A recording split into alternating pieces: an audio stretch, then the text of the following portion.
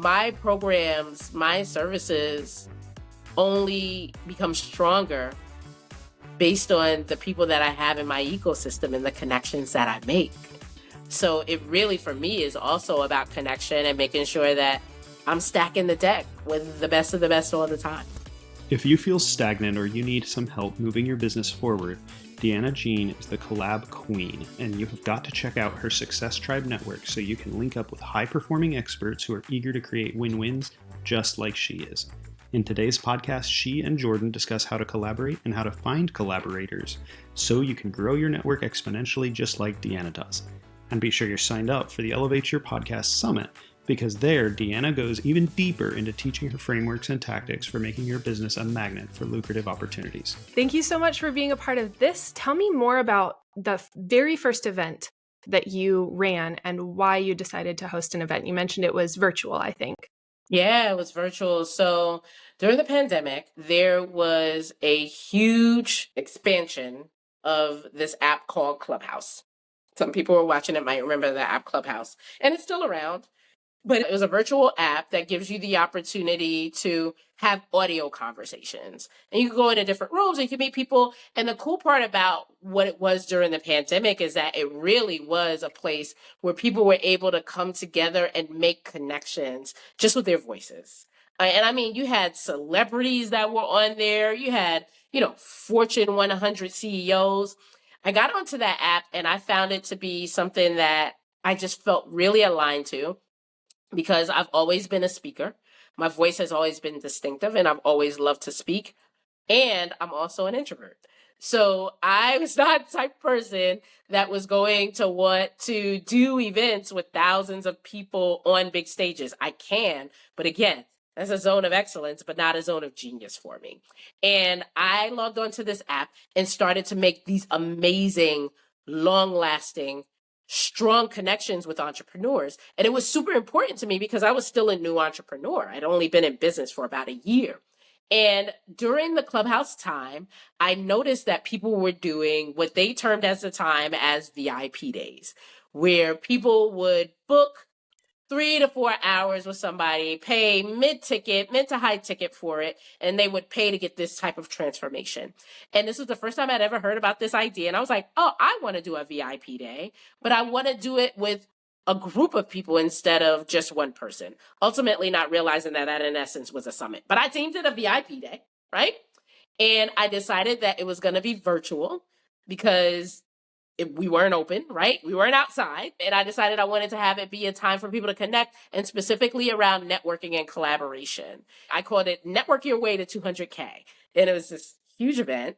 And I decided I only wanted to take 10 people, but that I wanted to have it on Zoom and that I wanted to charge $1,700 per person. And everyone was like, that's insane. Nobody's going to do that. Nobody's going to pay you that much money to be virtual with you for 4 hours. And we sold it out.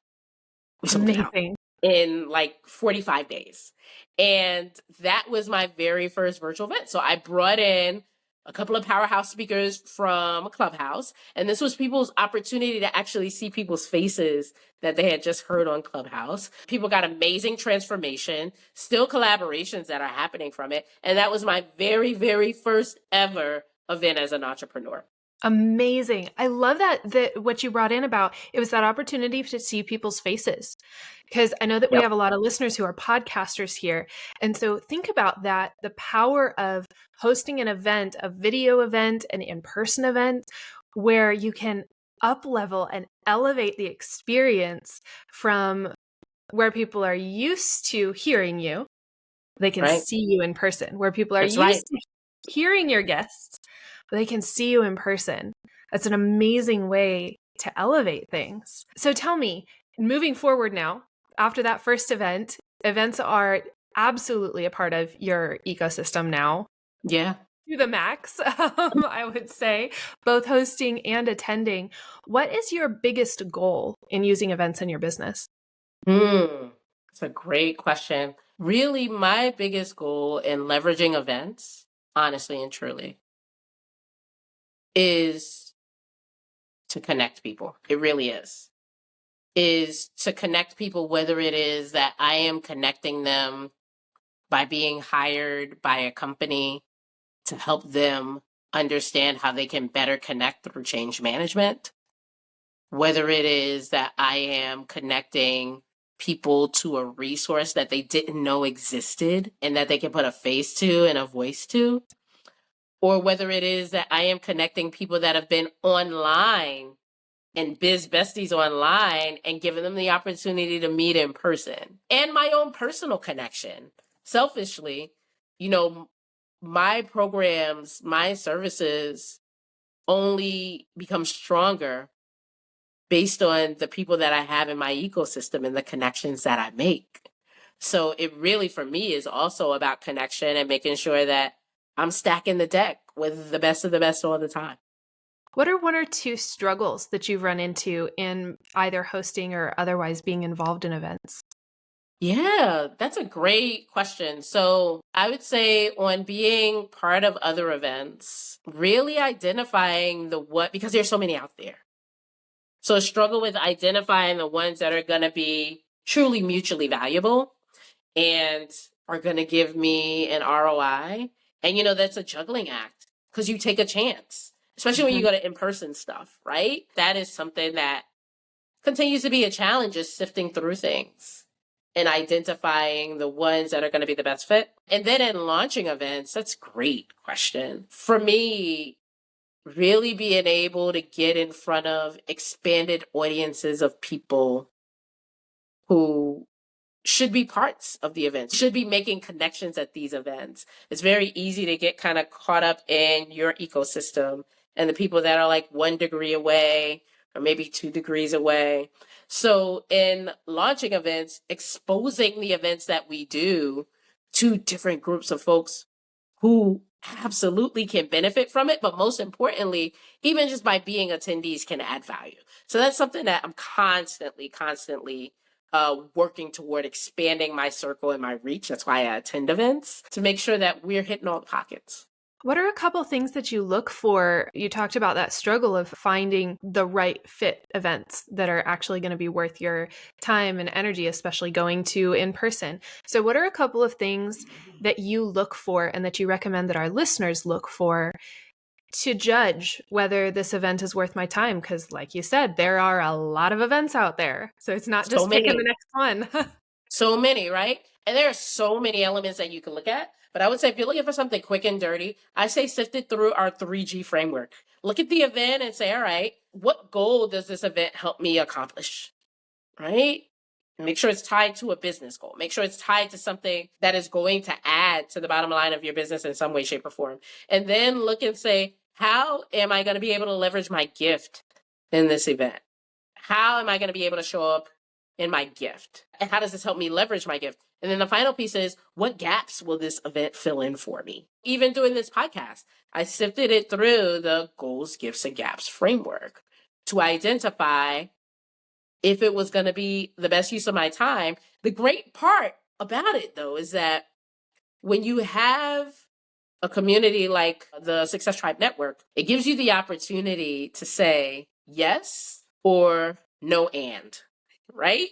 Because anything that I sift through goals, gifts, and gaps that's not a fit for me, you know what I know? There's somebody in our network that it is a fit for. I love that. And that's what's so important, right? Like, you don't have to feel like you need to apologize by saying, oh, this isn't the best fit for me, but it's actually a gift to somebody else. That is really where you get to it. Yes, amazing. So we dig into that 3G methodology that you talked about more in the virtual summit. So if you're listening and you want to dig in more to that and hear more about that, definitely sign up for our virtual summit. You'll find the link in the show notes. With bringing in people who are not already a part of your network, really expanding that network. Let's dig into that. You're the collab queen. You've got your network. You know the people to refer within your network. But how are you experimenting with finding people to add to that network and expanding beyond? Yeah, so great. So that actually is where the collab tour comes into play. Last year, I decided that I really wanted to start to make deeper connections with people that I had met online in order to be able to figure out really and truly like how we could play a role in being able to add to one another's success. And so I started reaching out to people that I already met online to do these collab tours where basically I come and we meet in person. And it may be because I'm speaking at your event. It may be because we're going to sit down and have a collab chat together, whatever it may be. And what that's done is it's opened up so many opportunities for me and folks within my network. So I just pick a city. And when I pick that city, I reach out to people that I'm already connected to online that I want to maybe go a little deeper with. Maybe we've had a virtual collab chat before, and we set up some way for us to connect to one another. And that has been so great because not only now am I making a connection to this person, but now strategically, these are typically people who have access to others. So now I'm not just expanding the network by one, but I'm expanding it by many based on the one-to-one relationships. So I would say if you're looking for ways to be able to expand your network and to vet more and more people, absolutely make sure that you get out and you try to meet people in more of a one-on-one or a small group environment. But then the second thing that I always say, the cheat code for me is leveraging the people that are in the network and having them refer, having them bring their people in, having them bring their clients in. Now it just really allows you to be able to grow in more of an exponential way. Beautiful. You've given the example of how you've done this in person and with traveling even to other cities, other states. And really, this collab tour that you've been on has been huge.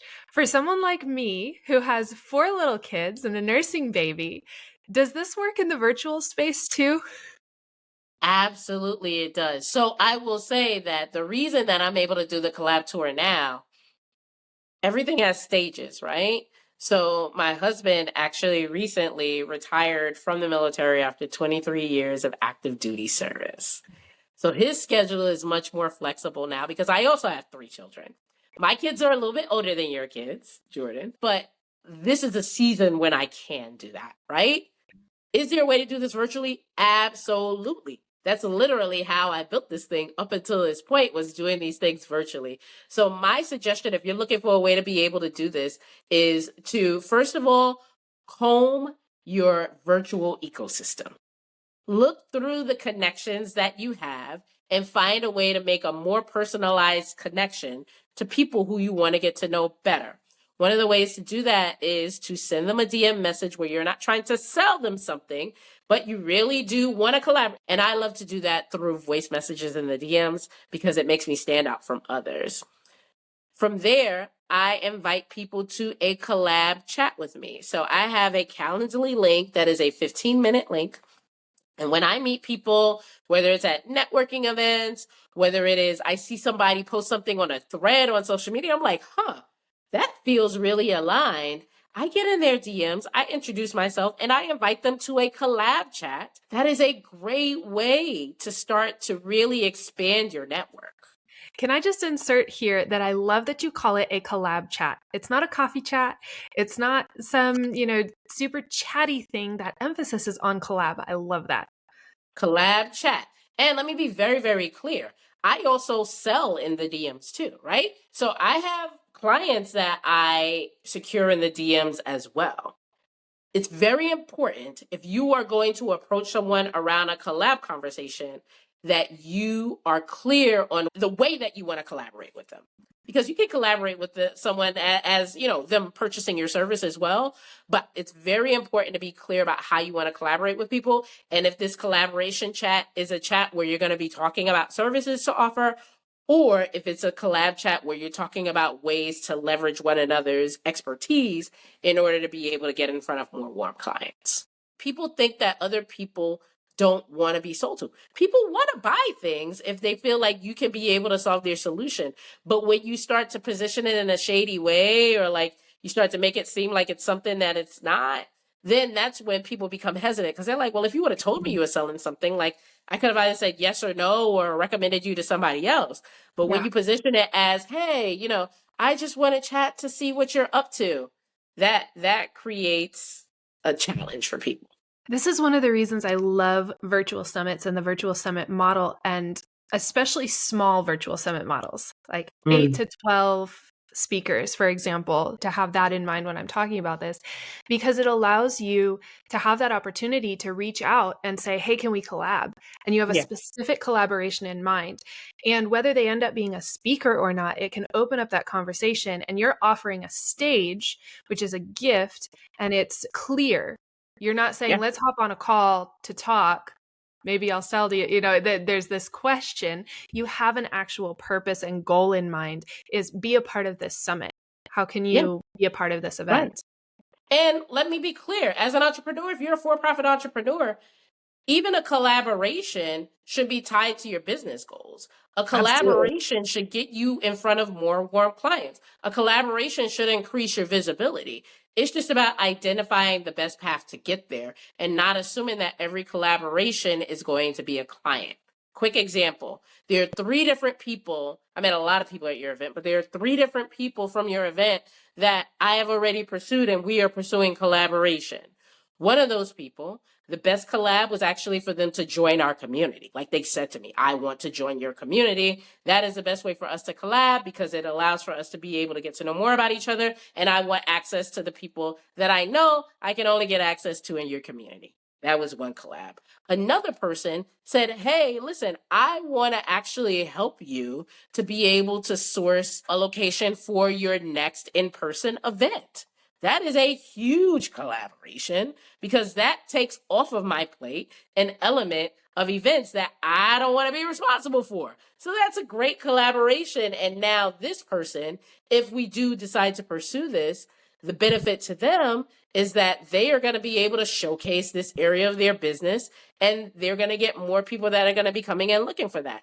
And then there's a third collab where me and this person have decided that we are going to be doing some speaking together that is going to impact both of our businesses in a very strong way and is going to give both of us access to newer audiences. It's going to be an opportunity for me to come in and be able to be seen in a new industry that needs to hear more about the work that I'm doing. And it gives this person the opportunity to really continue to be seen as an influencer and an industry expert in their area, right? 3 different people, 3 different collab opportunities, all that are able to contribute to the bottom line of our business. And this is why you are the collab queen. I love it. I love it so much. We're talking about virtual events here. So if there is one thing that you could change about virtual events just across the industry in the entrepreneurial space, what would it be? I would say I'd love to see more transparency within virtual events around what people are actually going to get. So for example, a lot of people, they lead summits and they'll do virtual events. And a big part of what I don't like about that process sometimes is that they will judge who can speak, who can do what based on the list size that they have, right? Based on the number of emails that they can bring to the table. And for me personally, I found that to actually be not just an inequitable metric, but one that is not super accurate when it comes to impact. You know, my email list is now probably, maybe it's 1,000 people, maybe, I don't know. My social media following across all platforms, including duplicates, maybe about 10,000 people. And our business does multiple 6 figures. And we've been a multiple 6-figure business for the last 3 years. Our business impacts and partners with multi-million-dollar businesses.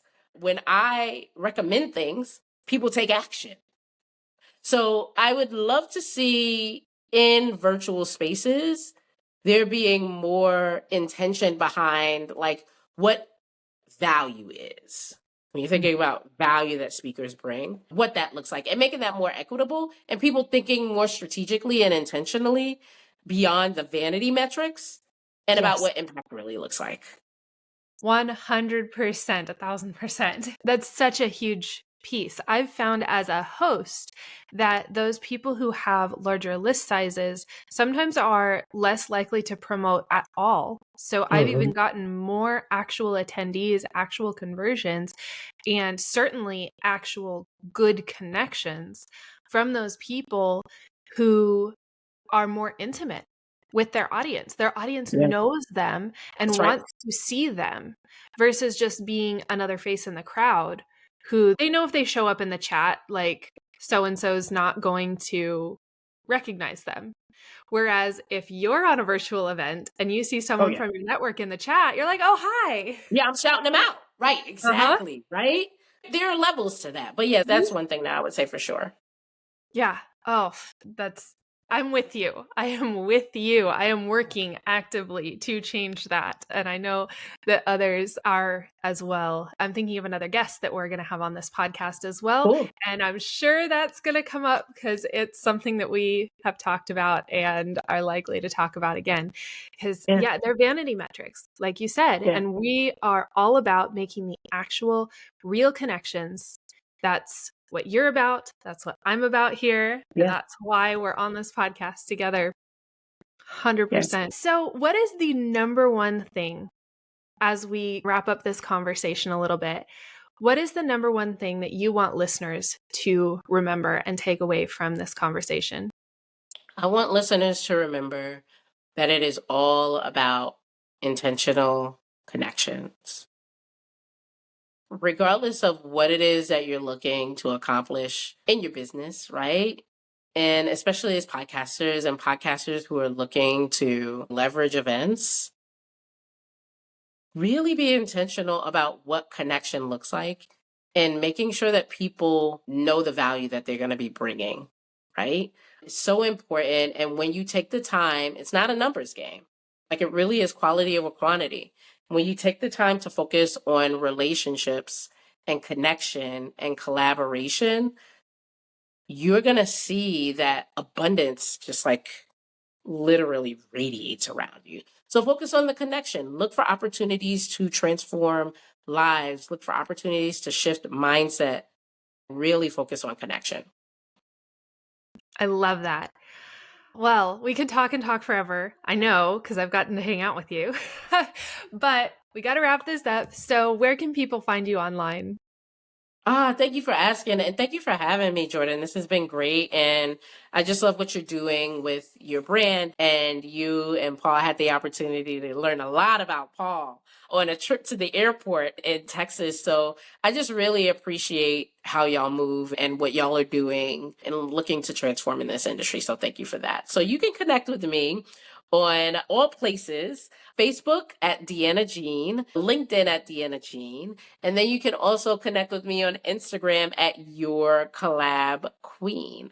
And when you connect with me, make sure that you let me know that you saw me here on Paul and Jordan's podcast. And there's one more place that you can continue to hear from Deana Jean. If you sign up for our virtual summit, you'll find the link in the show notes, and you'll be able to hear more about this 3G method that she talked about, digging into those goals first and foremost. You know, that's one of my favorite things to talk about is goals and intentions, and then the other 2Gs as well. So we hope to see you at the summit. Thank you again so much, Deanna, for coming on and for being a regular collaborator with us. Awesome. Thank you.